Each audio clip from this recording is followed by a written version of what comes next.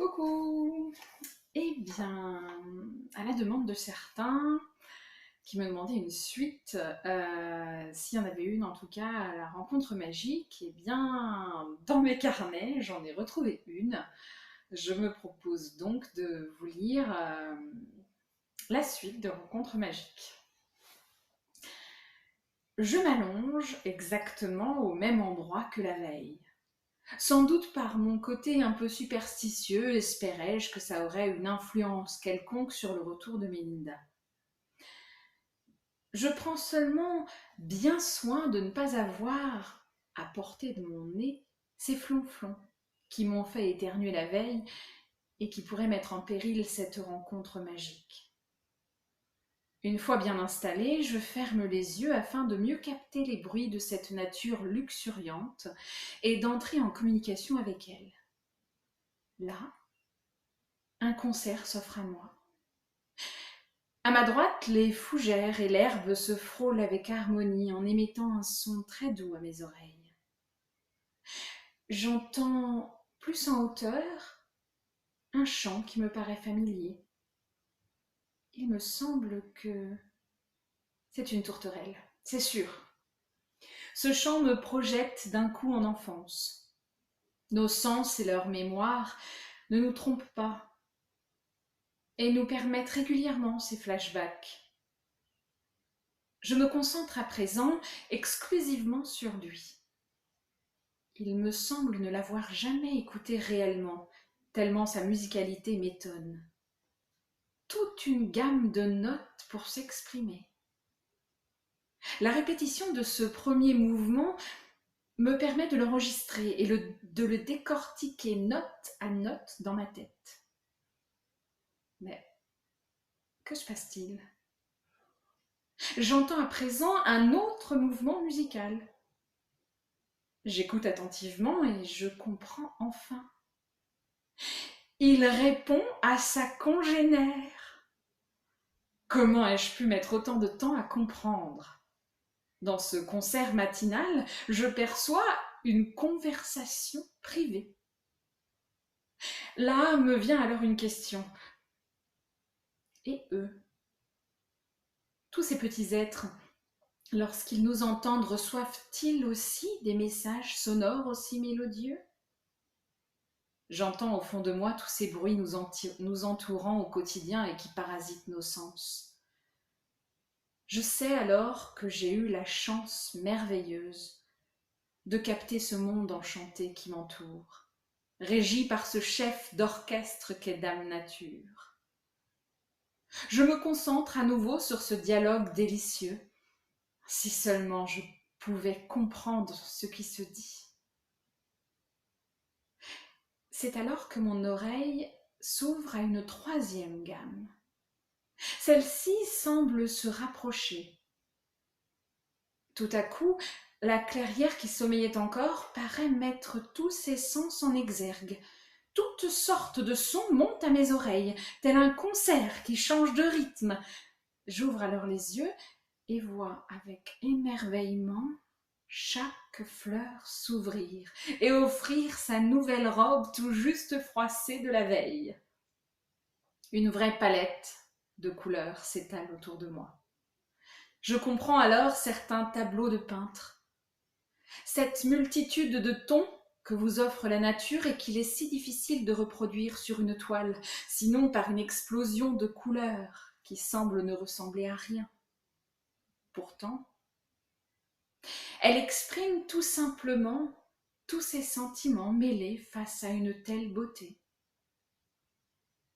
Les petits insectes présents ajoutent leur ton à cette toile.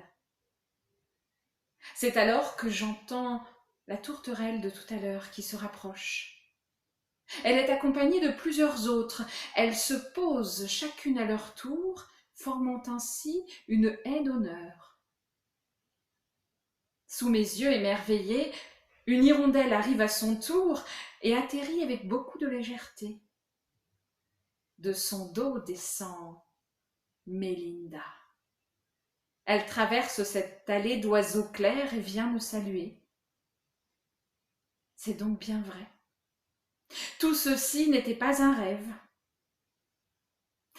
Je la regarde à nouveau et souris, sans réussir à articuler quoi que ce soit. Mélinda me regarde, interrogative.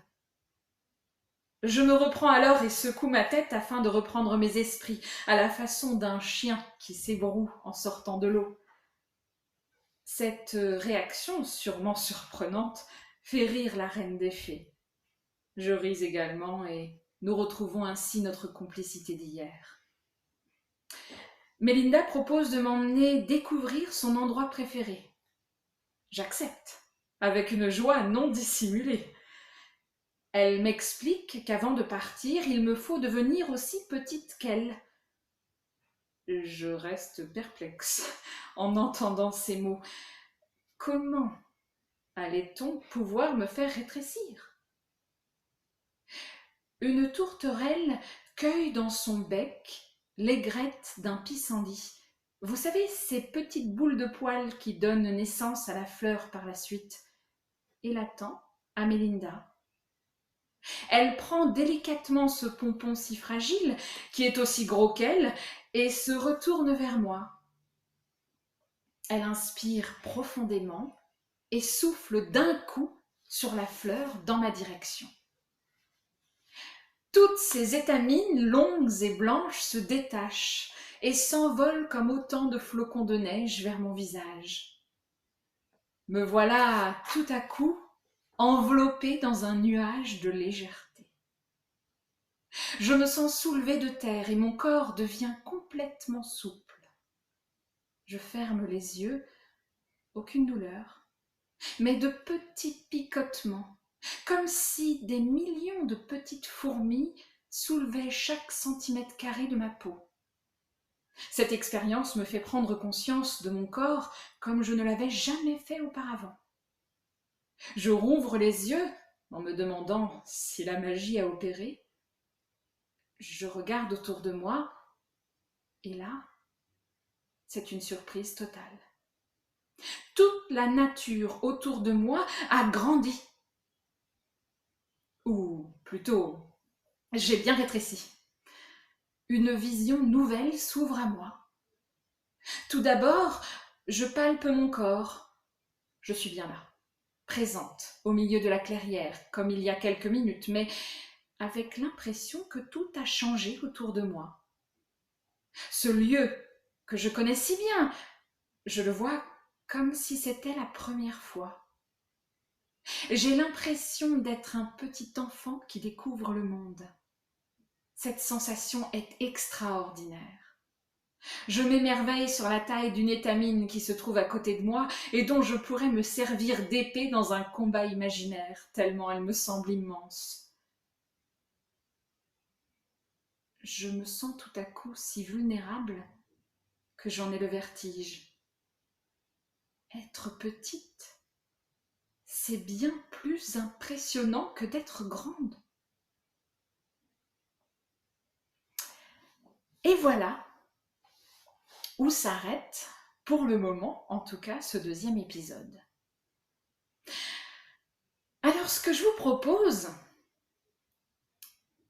à vous tous qui appréciez les contes, c'est de m'aider à écrire la suite. Si on s'y met tous, je suis certaine que cette suite va être magnifique.